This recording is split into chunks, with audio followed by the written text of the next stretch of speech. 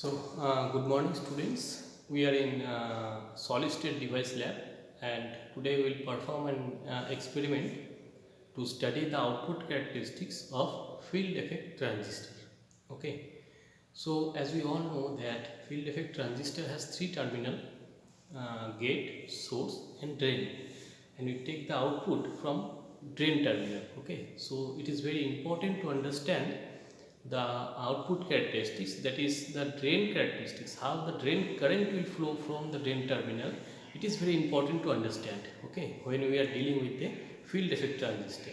So this is our aim, to understand the drain current in how it's changed in accordance with the input voltage, that is gate to source voltage. We will vary the gate to source voltage, and we will study the how the drain current will change. Okay, so let's see the circuit diagram first, and according to that we will build a circuit in this gate. Okay, and then we will observe the variation of output current, that is drain current, with the variation of input voltage as well as the output voltage also. Okay, we will get to know in a little while how this works. Okay, so let's see the circuit diagram first.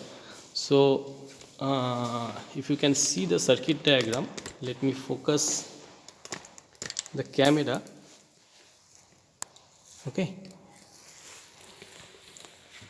I hope it's clear. I hope it's clear now. So this is the whole circuit diagram. Okay, here you can see this is the symbolic representation of field effect transistor. This is source terminal, this is drain, and this is gate. Okay, and we have applied a voltage. This is input voltage, and this is voltmeter. Okay, so we have applied negative voltage to the gate terminal. You all know why we are applying the negative voltage to the gate terminal, and this is the positive voltage which we are applying to the drain terminal. Okay, so this is the whole circuit diagram, and after completing this circuit diagram we will observe the current with the gate to source voltage and drain to source voltage. Okay, we will take the reading. Okay, so let's build the circuit diagram first.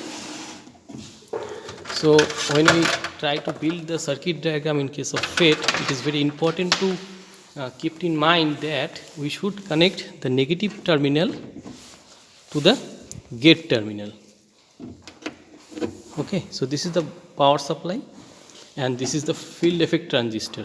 Okay, so we have connected the negative voltage to the gate terminal. Okay, and then we need to connect the positive terminal to the source terminal, if you can remember the circuit diagram. And then we need to connect the output voltage, that is this voltage source is output voltage source, and we need to connect to ammeter, because we want to measure the output current, so that we can easily observe the variation of output current. And down the negative terminal will be connected to the drain terminal. Okay, and now we have almost completed the circuit, but we haven't connect the voltmeters, so we need to connect the voltmeter. Let me connect it. These are the two voltmeter, and we will connect the voltmeter across the voltage sources, that is this is input voltage. We will connect it with voltmeter. It is very easy, not so complicated. If you can understand these things, we will connect just across the voltmeter. Okay, and then again this positive terminal will be connected to this terminal. Okay, just follow the circuit diagram.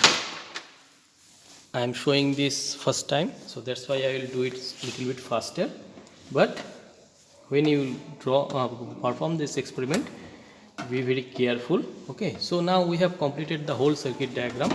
As you can see here, this voltage source is the output voltage source, because it is connected across the output voltage source. Okay, the output voltage will be shown over here, and this is the input voltage source, and it will be shown over here. This is the output current, which is drain current. Okay, we will observe this output current. Now I am switch on the device, and you can see that we have applied 0 voltage to the input and 0 voltage to the output. Now we have to see the variation of input current, the output current. So we will fix the input voltage to a certain limit. So suppose we have fixed this input voltage in 0.5 volt. Okay, and now we will slowly vary the output voltage so that you can observe the output current. Now I am increasing the output voltage. You can see here, this is increasing, this is voltage and this is current. Please keep it in mind. And now the output current is also increasing, but we will see that after a certain limit this output current is getting constant. That means output voltage is increasing, but current is getting constant in 7 volt. Okay, you can see here near about 7 volt the output current is getting constant. Okay, now if we do this thing again, now I am decreasing this input voltage to 0.5 to, say suppose in 0.3. So in this case what will happen, the maximum current we will get over here will be less than 7 volt, because now it is less than 0.5, so it will be less than 7 volt. Now you can see here, if we can increase this voltage, sorry, a little mistake I have done, so I need to cross it. Okay, now you can see I have fixed it in 1 volt, near about 1 volt.